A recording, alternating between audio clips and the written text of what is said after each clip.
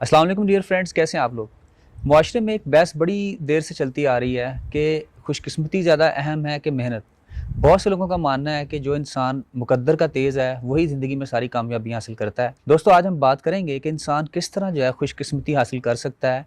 और खुशकिस्मती by birth नहीं है, बल्कि आप इसको खुद भी अटेन कर सकते हैं। बहुत से लोगों का ये मानना है कि खुशकिस्मत इंसान जो है पैदाइशी तौर पे खुशकिस्मत होता है। मैं आज आपके सामने बड़े सिंपल से उन असूलों का जिक्र करूँगा जिनको अपना के आप अपनी ज़िंदगी में यकीनी तौर पे खुशकिस्मत बन सकते हैं।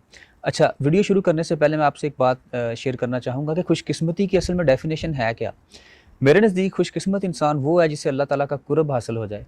क्योंकि जब आपको अल्लाह ताला का कुर्ब हासिल हो जाता है तो आपकी दुआएँ कबूल होना शुरू हो जाती हैं। फिर आप अल्लाह ताला से जो मर्ज़ी माँग सकते हैं और वो आपको वो चीज़ें अता कर देता है जो आपके लिए बेहतर होती हैं।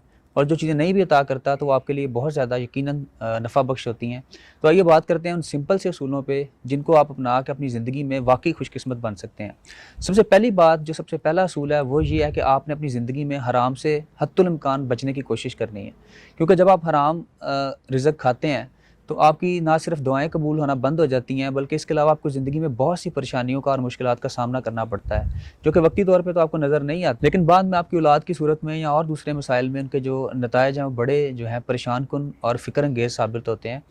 अब हराम माल जो है उसको एक ब्रॉडर टर्म में मैंने डिफ़ाइन कर दिया है। अब इसके अंदर जो-जो चीज़ें आती है मैं थोड़ा-सा हिंट दे देता हूँ आपको। सिर्फ़ और सिर्फ़ करप्शन करना या रिश्वत लेना हराम नहीं है। इसके अलावा अगर आप अपने विरासत में बहनों-बेटियों को हिस्सा नहीं दे रहे, ये भी हराम है। और सूद का कारोबार कर रहे हैं, ये भी हराम है। और ज़ख़ीरा-अंदोज़ी कर रहे हैं और बहुत सी ऐसी दूसरी चीज़ें हैं जो कि हराम के ज़ुमरे में आती हैं, जिनको हम इग्नोर कर देते हैं। तो आपने कोशिश करनी है इन तमाम चीज़ों से आपने बचना है और सिर्फ़ रिज़्क़ हलाल जो है उसको अपनी ज़िंदगी में प्रेफ़र करना है। अल्लाह ताला आपसे राज़ी होना शुरू हो जाएगा और आपकी किस्मत तब्दील होना शुरू हो जाएगी। दोस्तों, खुशकिस्मती के असूल के लिए जो दूसरा असूल है वो ये है कि आपने अपनी मुट्ठी को जो है वो खोलना है और अपने हाथ को जो है तंग नहीं करना।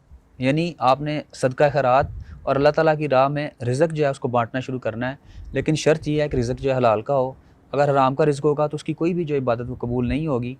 तो सखी इंसान हमेशा से अल्लाह ताला का दोस्त रहा है और कंजूस से अल्लाह ताला दोस्ती करता नहीं है।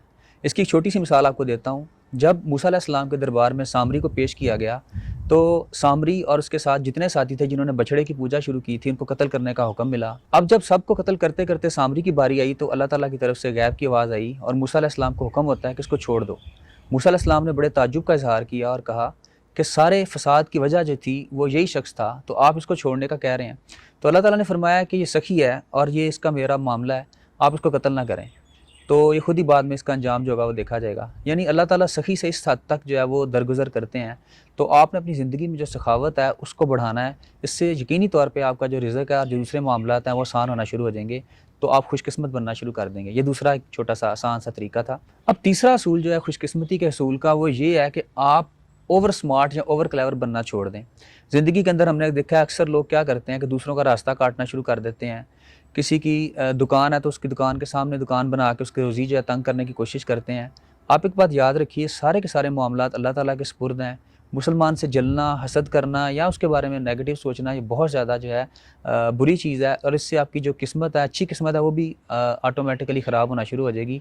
तो आपने करना ये है कि हमेशा से दूसरों के हाल को छोड़ के अपने हाल पे खुश रहना है। अल्लाह से गिले शिकवे करने की बजाय हर हाल में अल्लाह ताला का शुक्र अदा करना है, क्योंकि अल्लाह ताला शुक्र करने वाले लोगों को बहुत पसंद करता है। और इसमें एक छोटी सी बात मैं आपको बताता हूँ जिससे अल्लाह ताला बड़े खुश होते हैं कि जब आपको तकलीफ़ आए, छोटा सा मसला आए, तो बजाय आप उसमें जिस तरह नाकामी आ जाती है एग्ज़ाम में या किसी चीज़ में, किसी एग्ज़ाम को लेके आप बड़े विशफुल थे, किसी एग्ज़ाम को लेके, किसी जॉब को लेके आप वो उसको हासिल करना चाहते थे, लेकिन आप उसमें क्वालिफ़ाई नहीं करते, तो आपने अगेन अल्लाह ताला का बहुत शुक्र अदा करना है और शुक्राने के 2 नफ़ल पढ़ा करें। क्योंकि जो मुकाम शिकवा है वही असल में मुकाम शुक्र होता है और हम उस चीज़ को गवा देते हैं, लेकिन हमें ये पता ही नहीं होता कि उस वक़्त शुक्र करने के क्या रिज़ल्ट्स होते हैं हमारे सामने। तो आपने हमेशा अल्लाह ताला का शुक्र अदा करना है, क्योंकि बहुत सी चीज़ें जो हमारे सामने आ रही होती हैं, हमें नहीं पता हमारे लिए अच्छी हैं कि नहीं। ये बाद में जाकर उसके कॉन्सिक्वेंसेस और जो उसके जो आफ्टर मार्क्स हैं वो बाद में पता चलते हैं। तो ये तीसरा असूल था मेरा। अच्छा, चौथा असूल ये है कि आपने एक तो नमाज की पाबंदी करनी है, क्योंकि नमाज से जो अल्लाह ताला की दोस्ती और कुर्ब हासिल होता है वो किसी और चीज़ से नहीं होता।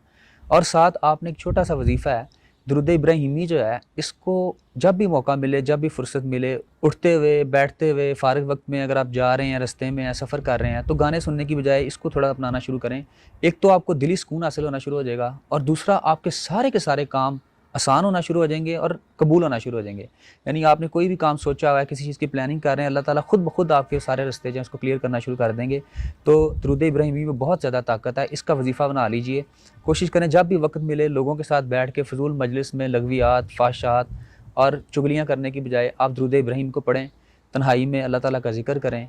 और नमाज की जो आदत है इसको आपने किसी सूरत नहीं छोड़ना। ख़ासकर फ़जर की जो नमाज़ है इसके अंदर बहुत ज़्यादा बरकत शामिल है।